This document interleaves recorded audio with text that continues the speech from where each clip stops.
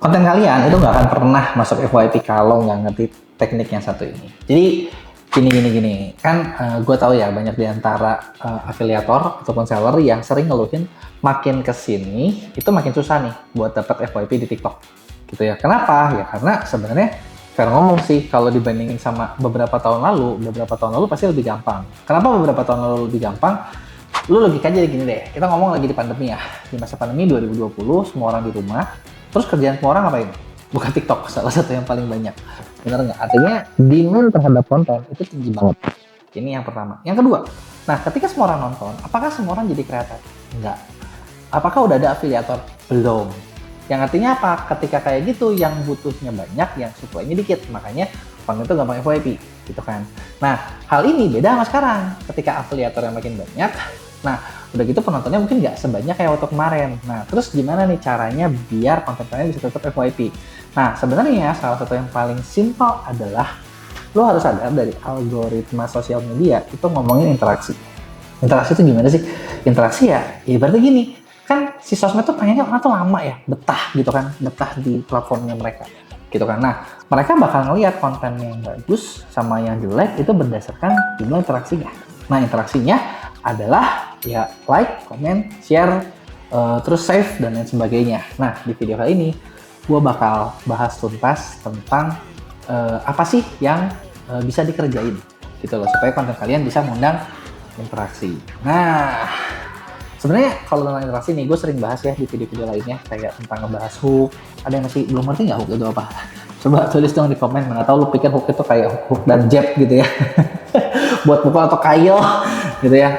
Pernah bahas juga gue tentang jam FYP gitu kan, yang kalian juga pasti udah tahu atau masih ada yang perlu dibahas kah?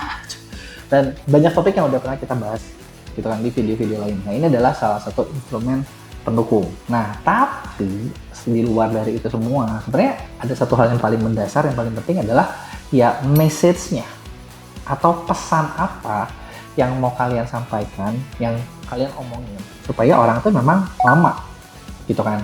Nah, gimana caranya? Ya sebenarnya salah satu cara buat bikin lu punya interaksi itu banyak. Contoh gini, ini beberapa standarnya ya. Contoh gini, satu, ketika di video, di konten kalian nanya, menurut lu suka A atau B sih gitu kan. Sesimpel kayak, tulis dong di komen. Itu kan mancing interaksi gitu ya. Karena orang refleksnya pas lagi namanya orang lagi scrolling ya, lagi bengong, tanya, kan otomatis jawab gitu, bener nggak? Itu yang pertama, bener nggak? Nah, atau misalnya nih, yang kedua tuh misalnya memang kita dengan nyuruh, like dong, gitu ya. Itu memang udah jelas nyuruh, gitu kan. Efektif nggak? Ya lumayan. Nah, tapi sebenarnya ada satu teknik lagi yang paling efektif, itu adalah dengan nunjukin yang namanya keberpihakan. Keberpihakan tuh kayak gimana? Nah, kalian harus sadar di mana-mana tuh pasti ada dua side, gitu ya. Bahkan gini, gue pernah lihat ada satu konten unik, jadi cuma satu gambar, dan itu mancing interaksi banget. Kontennya cuma gelas kayak gini nih gelas, ada isinya sedikit. Terus pertanyaannya adalah, ini gelas titik-titik kosong apa isi? Nah, orang tuh ribut kan, setengah kosong bisa, setengah isi gimana orang yang lihat ya, bener nggak? Dan debat dong. Nah, kalau misalnya gitu, itu bisa mancing orangnya biar ibaratnya viewers kalian ribut sendiri di komen, gitu ya, itu bisa. Tapi sebenarnya bisa juga dengan kita mengarahkan dengan cara mana? Kita menunjukin keberpihakan. Nah, menurut gue kayak gini. Nah, kalau menurut gue kayak gini, itu kan berarti kayak ngajak ribut gitu ya, ngajak ribut secara nggak langsung, tapi halus gitu loh.